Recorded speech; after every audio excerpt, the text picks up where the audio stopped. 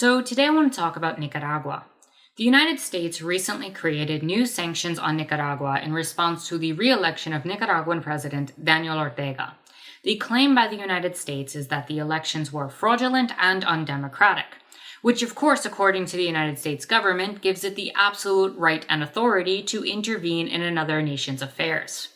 The US has of course responded by passing the Renacer Act, which allows the US to start sanctions against Nicaragua.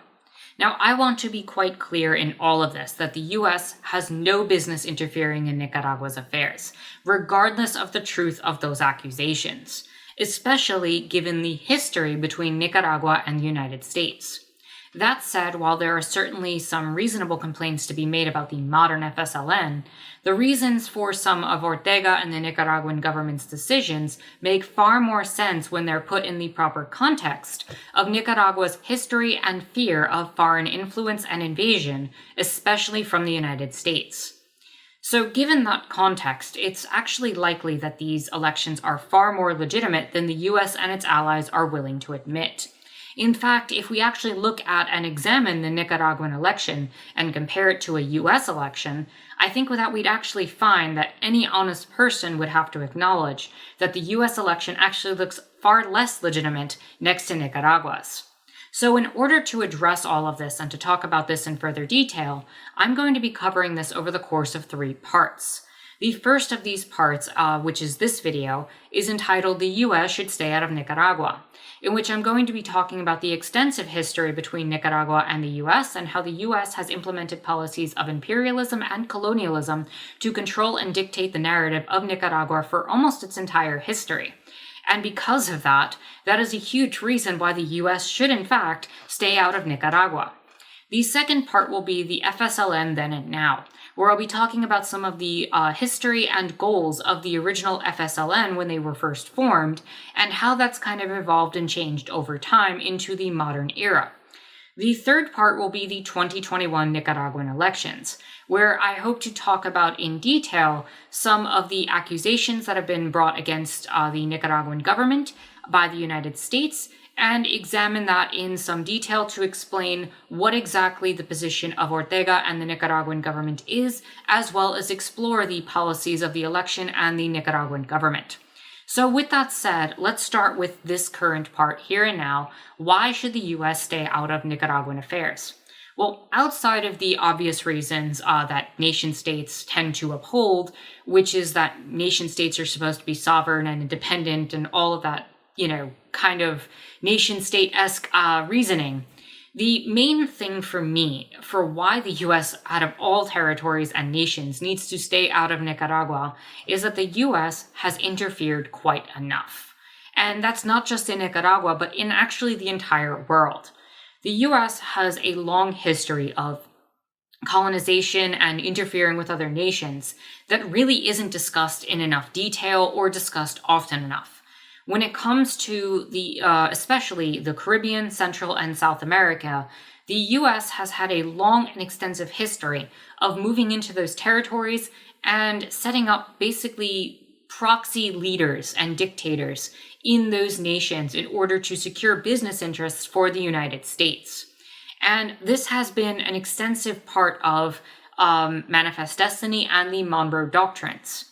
And when it comes to Nicaragua specifically, we need to actually go back into the 19th century and explore those concepts of Manifest Destiny and the Monroe Doctrine to explore the first instance in which Nicaragua was actually invaded by the United States. Now, of course, the Monroe Doctrine is where we get the concept that the US looks at the rest of the Americas and the Western Hemisphere as a whole as its backyard, where it's able to essentially control the affairs of the Western Hemisphere. And Manifest Destiny, of course, represents the idea that all of the Western Hemisphere is an expansionist area that the US will eventually expand into and take over. Now, this policy in the 19th century led to a lot of takeover of territory, especially that originally belonged to Mexico and Spain, when they colonized those areas from indigenous populations. And of course, it meant expanding into a lot of indigenous territories in the area that we would consider the continental United States today. Now, when it came to Nicaragua, the first instance of Nicaragua being invaded was actually in 1856. William Walker, a U.S. citizen, actually usurped Nicaragua through a fraudulent election, which is kind of funny given that fraudulent election is supposedly the reason for sanctions right now. But William Walker ended up becoming the president of Nicaragua and attempted to conquer Central America and Mexico in an attempt to create more slave states for the South. Now, the thing is right before the Civil War, there were a lot of Southerners especially who thought that if they were to just conquer parts of the Caribbean and Central America in particular, that they could expand southward into these territories and create additional states.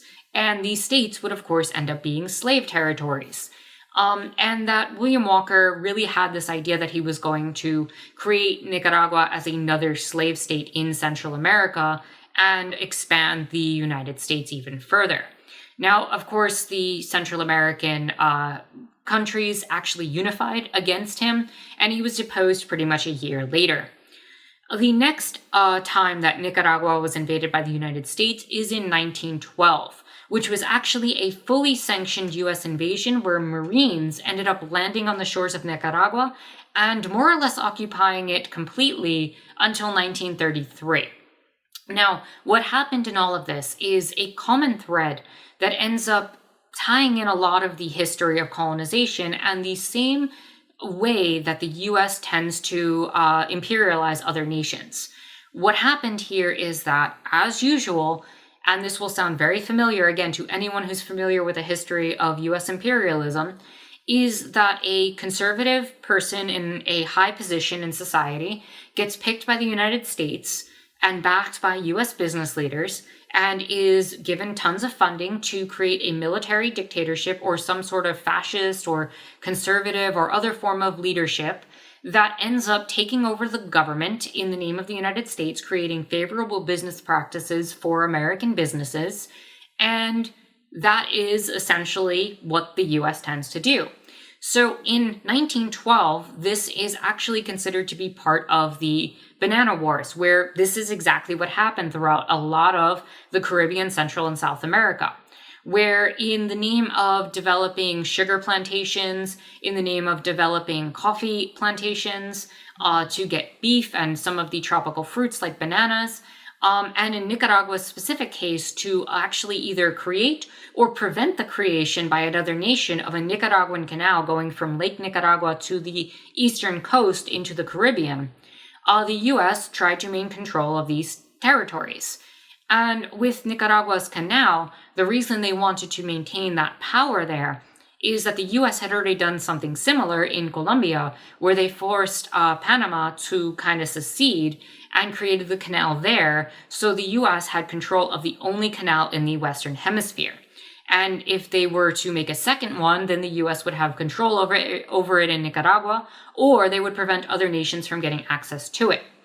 Now, in this case, the U.S. backed conservative governor Juan Jose Estrada, and this is due to specifically American business owners wanting to back him in the hopes that they would be able to make economic inroads into Nicaragua. The U.S. financially supported Estrada until things heated up, which they naturally did because the U.S. essentially helped perform a coup in Nicaragua.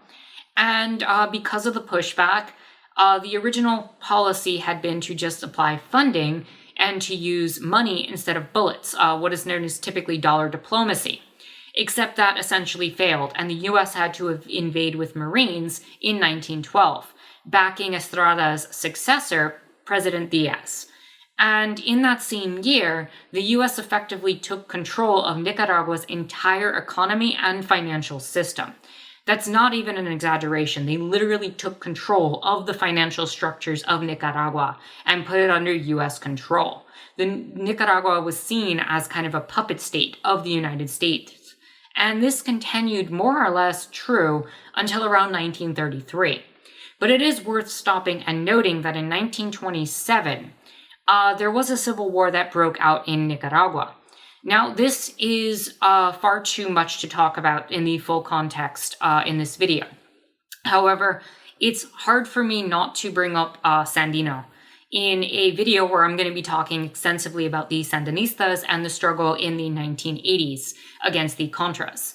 Basically, Sandino is the person that is looked to by the Sandinistas, that's actually how they get their name, as this revolutionary figure against US imperialism.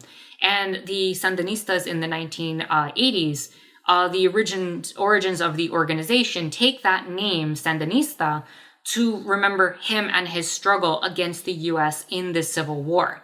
Now, the Civil War was originally a struggle between the liberals and the conservatives, and Sandino, for the most part, ended up siding with the liberals because it was seen as better than accepting the US imperialism until the liberals, of course, capitulated to US imperialism. And even then, it was better than the alternative of a military dictatorship led by Somoza, who was, of course, put in charge of the National Guard when the US left in 1933. Sandino's band more or less ended up agitating at the very least, but if not flat out defeating the US Marines for a number of years until they left in 1933. And that is, again, a really important component of this whole history, because Sandino's struggle ends up being looked at as a unifying force for Nicaraguans when the FSLN and the Sandinistas form. So around this time when the U.S. leaves, the reason that they are cited for leaving is because of the, quote, good neighbor policy produced by FDR. Now, FDR's policy was not really neighborly. It was just the U.S. kind of trying to substitute one type of leadership for another and getting the U.S. Marines strictly out of the conflict. By 1935, Somoza had actually killed Sandino and moved towards seizing power in Nicaragua. The U.S., of course, backed Somoza and the National Guard that took over, and the U.S. effectively had its puppet leadership in charge again. Now, the Somoza family ended up using corporate bribes, industrial monopolies, land-grabbing practices, and stealing of foreign aid to maintain power and accumulate wealth. And the Somoza family didn't always directly control during the 44 to 45 years they were in power, but they would use proxies, kind of like what the U.S. did in Nicaragua, to effectively control the government.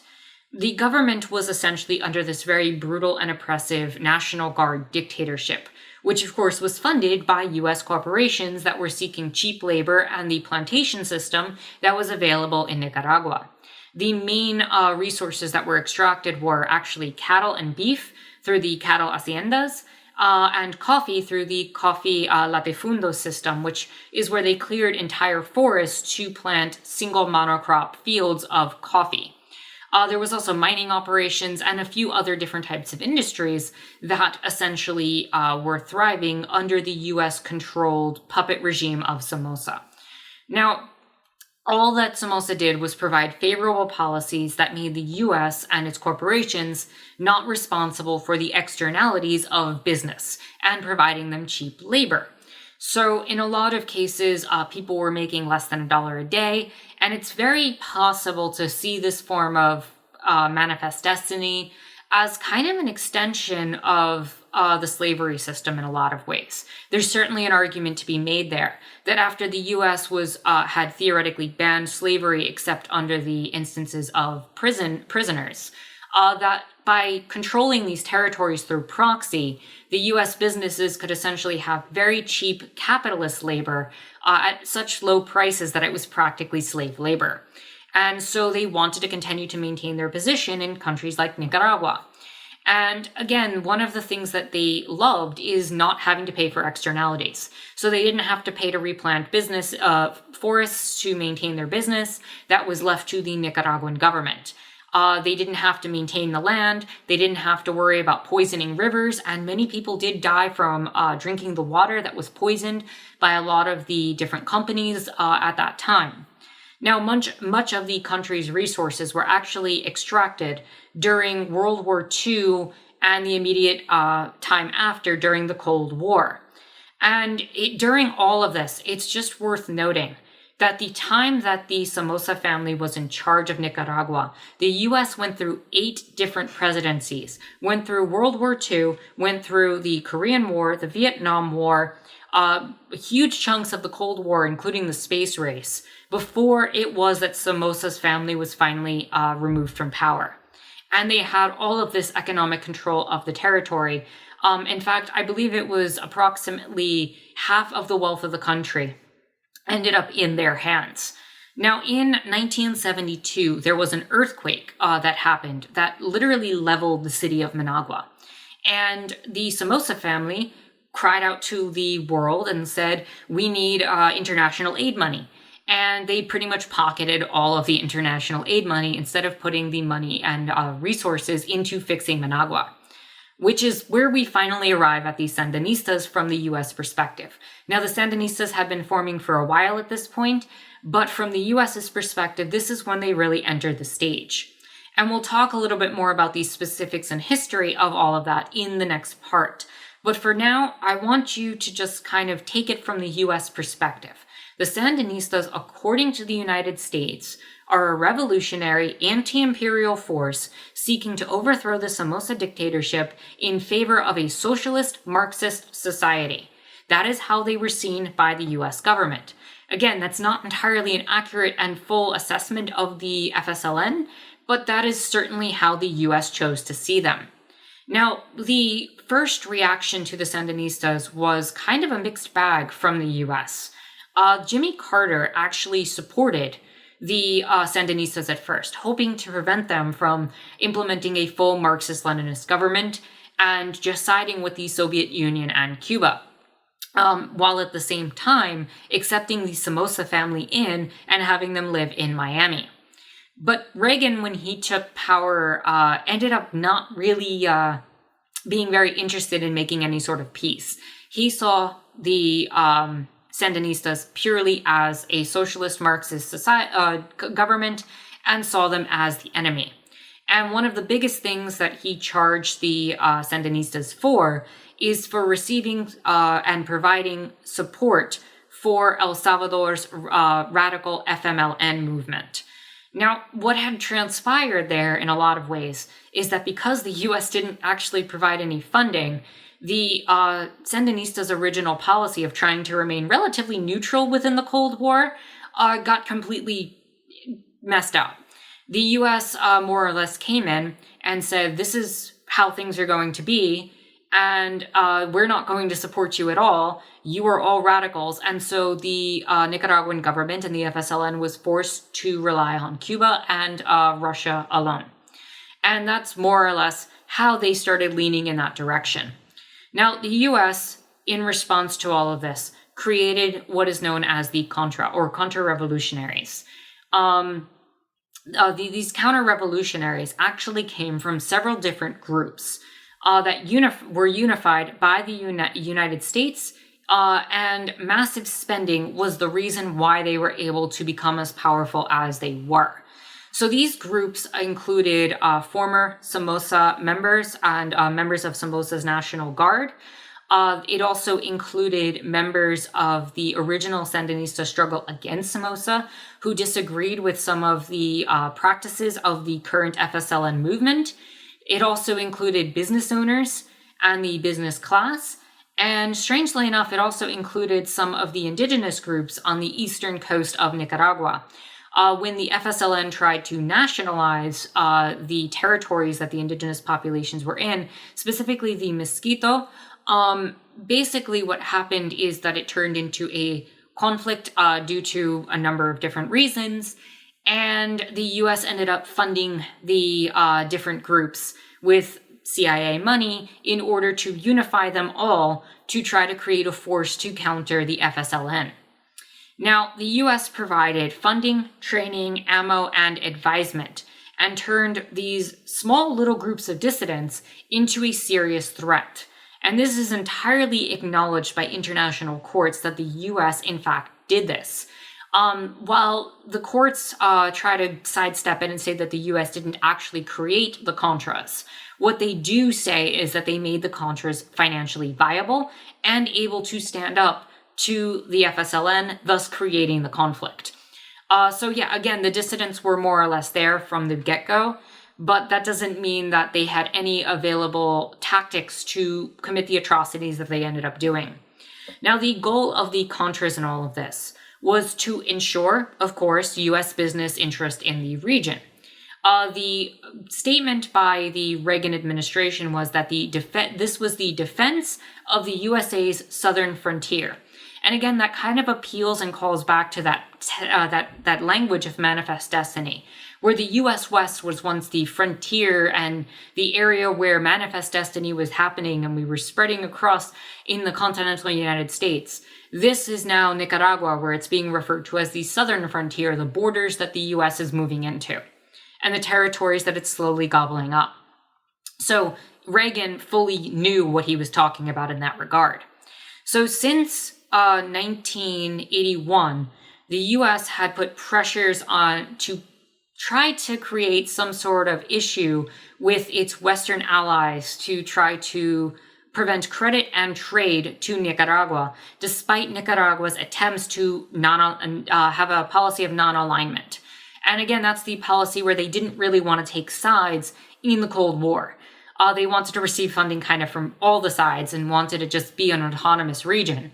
But again, because the U.S. refused non-alignment, it kind of pushed the hand of the FSLN into taking more funding from the Soviet Union and from Cuba. Now, the CIA actually recruited and supported the Contras in 1982 with over $19 million in military aid. By 1984, they actually approved $24 million to the Contras in aid in the U.S. Congress. And by 1985, because of a lot of the reports on what the Contras were doing, in addition to how much of a negative view the Contras were getting, as well as some of the positive media coming out of about the FSLN, Congress actually cut off funding to the Contra struggle in 1985 because it just lacked popular support in the United States. Reagan's response to this was to declare a national emergency and create a trade embargo against Nicaragua in 1985. Now, when we examine what the CIA was doing in Nicaragua with all of that money, the CIA was essentially using guerrilla warfare strategies and teaching it to the Contras from training manuals that it had developed. And the goal was to incite as much violence as possible and to, quote unquote, neutralize civilian leaders and government officials by attacking what was considered soft targets. That included schools, health clinics, and worker cooperatives. Any kind of target where there would be civilians and people in safe spaces that the FSLN had created, they needed to be destroyed and attacked. That meant anything from murdering civilians to humiliating Sandinista officials in the provinces, as well as taking out the heads of cooperatives, judges, doctors, nurses, anyone that they could pick that had a beneficial role in society to target. They would use terrorist tactics to specifically target. And this even included things like targeting these healthcare clinics and the workers involved for specific assassination attempts. It meant burning civilian houses in any towns that they managed to capture. It meant seizing civilian property. It meant indiscriminately attacking civilians and their houses. It meant kidnapping and torturing civilians, including children. And it meant sexual violence in a lot of cases. And this is what the U.S. was funding by funding the Contras. Now, the U.S., of course, within all of this, also denied the legitimacy of the first election that Nicaragua had after the fall of Somoza in 1979. Now, this was in 1984. The FSLN had originally wanted to rely on more or less consensus government and not do anything official like elections. But the U.S., because of the pressure that it put on due to the Contras and the world stage and needing that world presence and backing, the FSLN gave in to an election. And in 1984, that election happened. And the response, of course, by the U.S. government was to say that the election was completely illegitimate.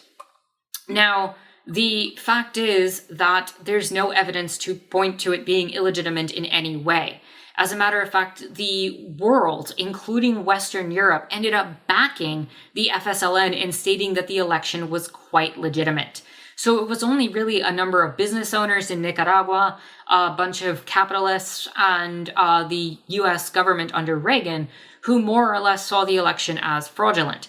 Even independent US sources that came in stated that the election was completely legitimate.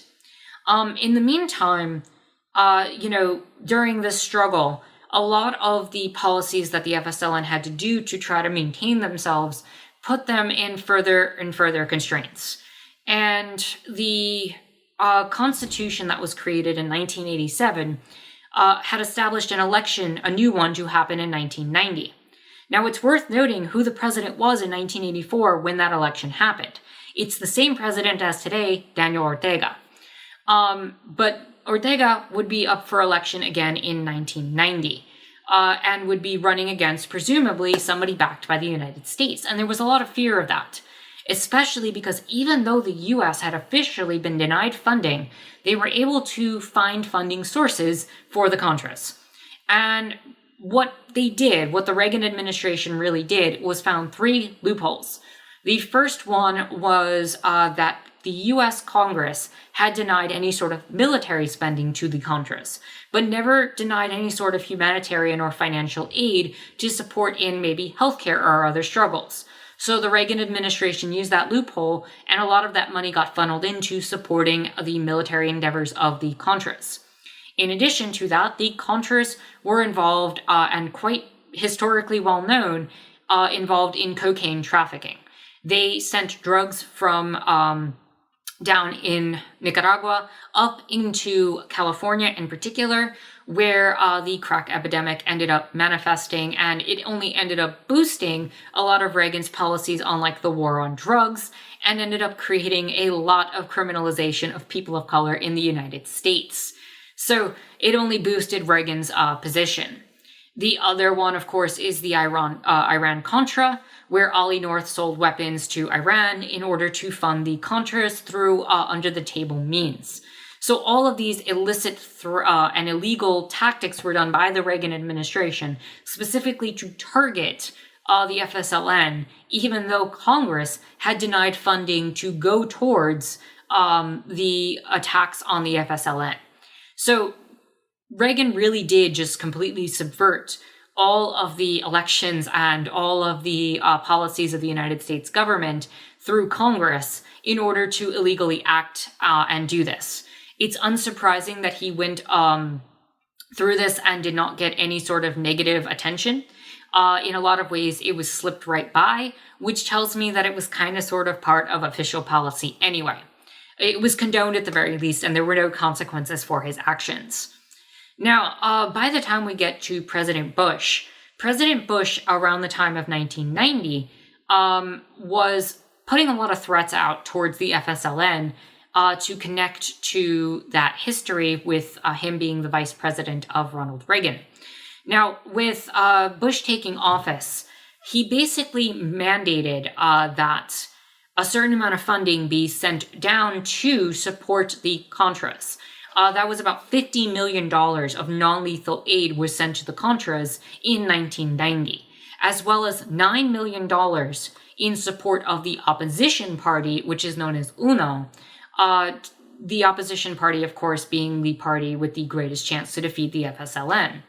Now, the FSLN's opponent, UNO, was given, if we proportionally take it into account, the equivalent of $2 billion worth of intervention by a foreign power. Now, I just want to put that in context. If the U.S. had an election in 1990 and a foreign entity were to deposit $2 billion worth of foreign power and investment into one of the candidates, that would be the equivalent of the amount that the U.S. put in with the $9 million it put into UNO in terms of proportional economies. Now, that is over 5 times what the Bush administration had spent on its own election, meaning that essentially they bought the election. And this was for the UNO candidate, Violeta Chamorro. And I want you to keep Chamorro in mind. That last name and that family comes up a lot in this story, between the current elections even, and throughout the narrative of the FSLN, and where that family lies in terms of this conflict. So Violeta Chamorro visited the White House in November of 1989, where the U.S. had actually pledged to maintain the embargo against Nicaragua unless Chamorro won, meaning that they essentially intimidated the people of Nicaragua into forcing them, if they wanted peace, to vote for Chamorro. And this was very well known. In addition to that, intimidation tactics were implemented by the Contras, which was noted by Canadian officials who monitored the election, where the Contras actually went out and intimidated voters to make sure they voted a certain way. Now, before I go to the results of that election, I want to stop for a moment and go back to 1984, where Nicaragua actually filed a court case in the International Court of Justice, where the U.S. was deemed to owe reparations for supporting the Contras and literally putting mines in the harbor of Nicaragua. Basically, what happened there is what I talked about before, where international courts had supported Nicaragua in its endeavor to get reparations from the United States. The United States was seen as complicit in funding and creating the Contras. And again, by literally putting mines in the waters next to Nicaragua and making it so that Nicaragua could not get ships out to get resources. Now, the U.S. blocked this, of course, by using their power on the United Nations Security Council.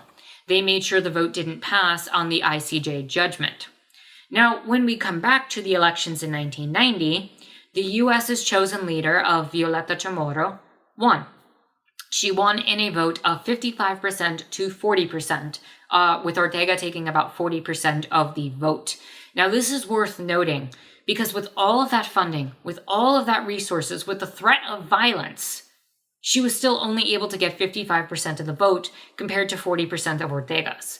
And that is significant because you'd think that somebody who was so terrible would have, in some way, shape, or form, performed a lot worse. And that if Chamorro was really chosen by, all accounts, a true, fair election, that she would have gotten a lot more votes than what she did. But the fact of the matter is, this election was completely fabricated and maneuvered by the U.S. And one of the reasons for that is that Chamorro promised to remove the law demanding U.S. repayment and deny the request and remove the court order against the United States. Now, the U.S., of course, now continued to support the Nicaraguan government when the FSLN was not in charge, pretty much until 2008, until Ortega took power again and was reelected. Now, even under the Obama administration, there were a lot of Republicans, especially, starting to stir and be like, oh, there's talks of fraudulent elections in Nicaragua. We have to deal with this. And the Obama administration had kind of talked about this and touched on it, even though nothing was truly done. But by the time Trump was elected in 2016, Ortega had been called out fully, and there were attempts to prevent loans into Nicaragua until free and fair elections happened, which, from what I understand, was actually not supported even by Nicaragua's opposition parties, the FSLN's opposition parties in 2017. All of Nicaragua seemed to be against this so-called Nica Act, and that was because of the damage that it would probably do to Nicaragua's economy.